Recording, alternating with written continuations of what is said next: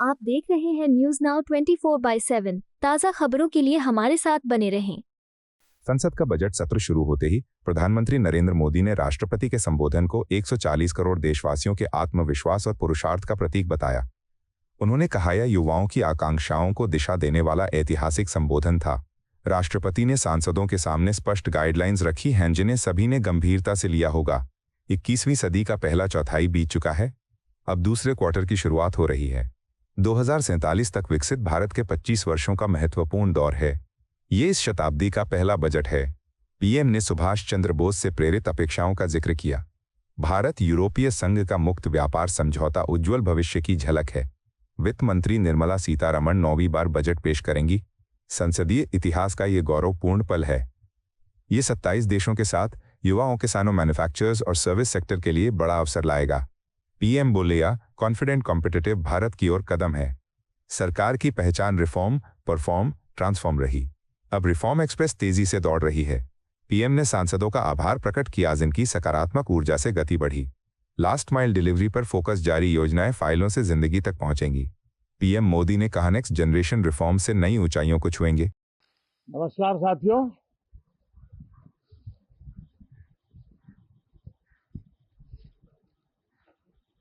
कल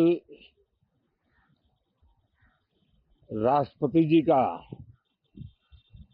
उद्बोधन 140 करोड़ देशवासियों के आत्मविश्वास की अभिव्यक्ति था। 140 करोड़ देशवासियों के पुरुषार्थ का लेखा जोखा था और 140 करोड़ देशवासी, और उसमें भी ज्यादातर युवा, उनके एस्पिरेशंस को रेखांकित करने का बहुत ही सटीक उद्बोधन सभी सांसदों के लिए कई मार्गदर्शक बातें भी कल आदरणीय राष्ट्रपति जी ने सदन में सबके सामने रखी है। सत्र के प्रारंभ में ही और 2026 के प्रारंभ में ही आदरणीय राष्ट्रपति जी ने सांसदों से जो अपेक्षाएं व्यक्त की हैं,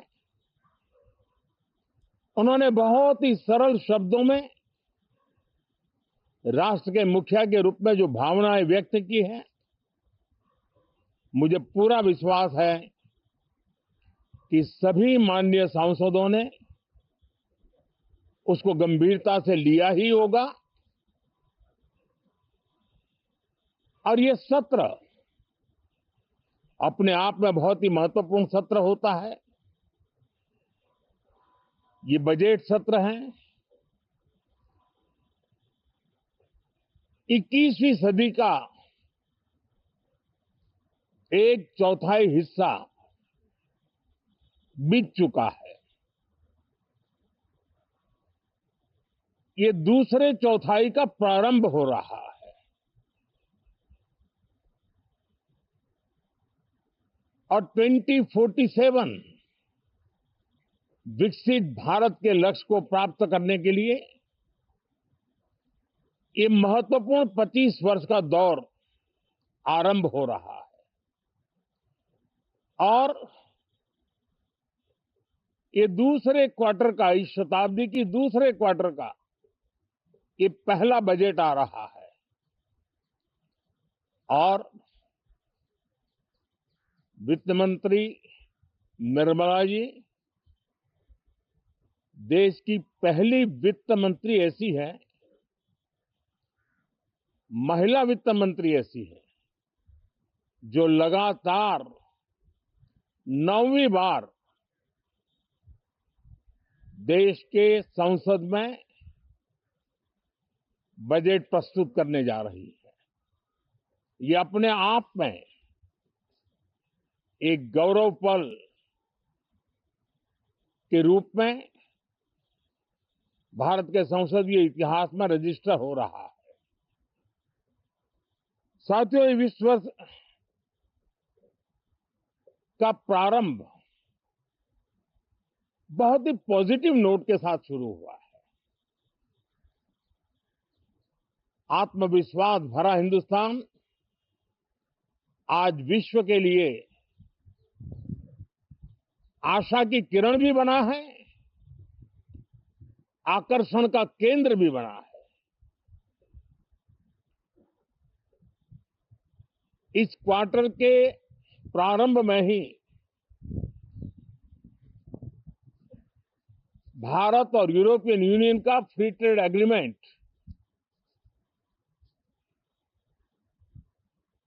आने वाली दिशाएं कितनी उज्जवल है, भारत के युवाओं का भविष्य कितना उज्जवल है, उसकी एक झलक है। ये free trade for ambitious Bharat है। ये free trade for aspirational youth है। ये फ्री ट्रेड फॉर आत्मनिर्भर भारत है। और मुझे पक्का विश्वास है, खास करके जो भारत के मैन्युफैक्चरर्स हैं, वे इस अवसर को अपनी क्षमताएं बढ़ाने के लिए करेंगे। और मैं सभी प्रकार के उत्पादकों से यही कहूंगा कि जब भारत यूरोपियन यूनियन के बीच मदर ऑफ ऑल डील्स जिसको कहते हैं, वैसा समझौता हुआ है, तब मेरे देश के उद्योगकार, मेरे देश के मैन्युफैक्चरर्स अब तो बहुत बड़ा बाजार खुल गया, अब बहुत सस्ते में हमारा माल पहुंच जाएगा, इतने भाव से वो बैठे न रहे। ये एक अवसर है और इस अवसर का सबसे पहला मंत्र ये होता है कि हम क्वालिटी पर बल दें। हम अब जब बाजार खुल गया है तो उत्तम से उत्तम क्वालिटी लेकर के बाजार में जाएं।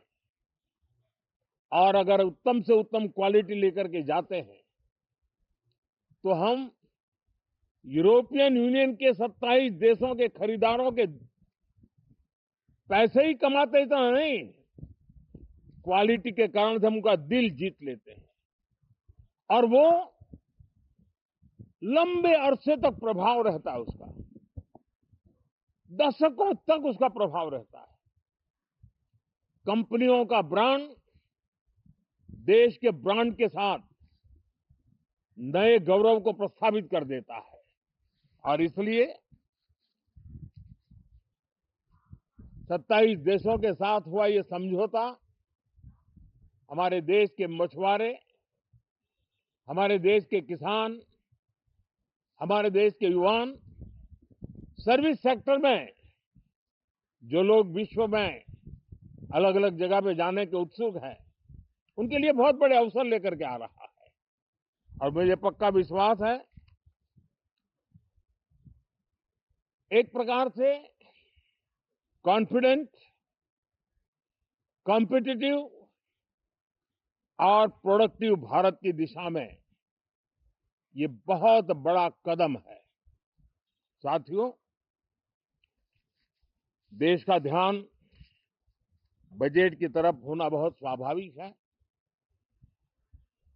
लेकिन इस सरकार की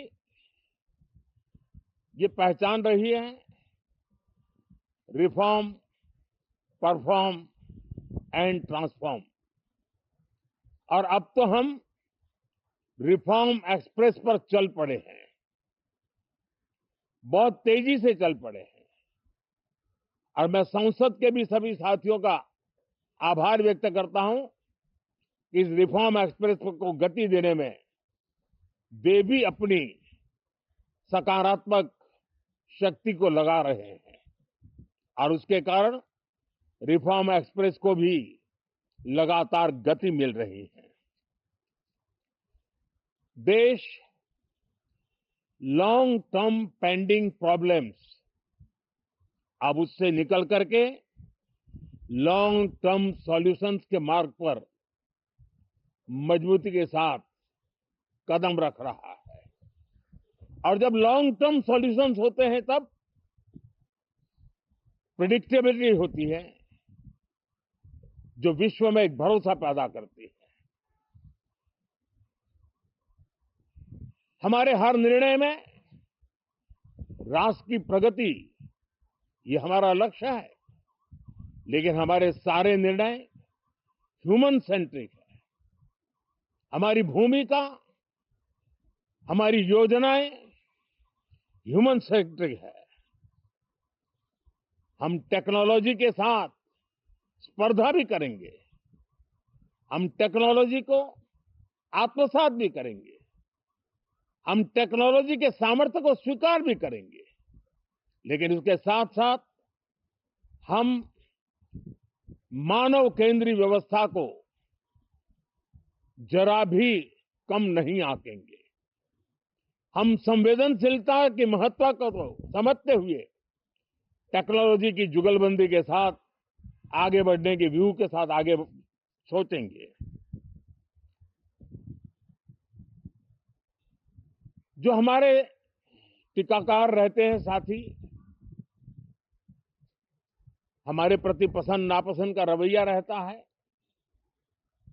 और लोकतंत्र में बहुत स्वाभाविक है, लेकिन एक बात हर कोई कहता है कि सरकार ने लास्ट माइल डिलीवरी पर बल दिया है। योजना फाइलों तक नहीं, लाइव तक पहुंचाने का प्रयास रहता है, और यही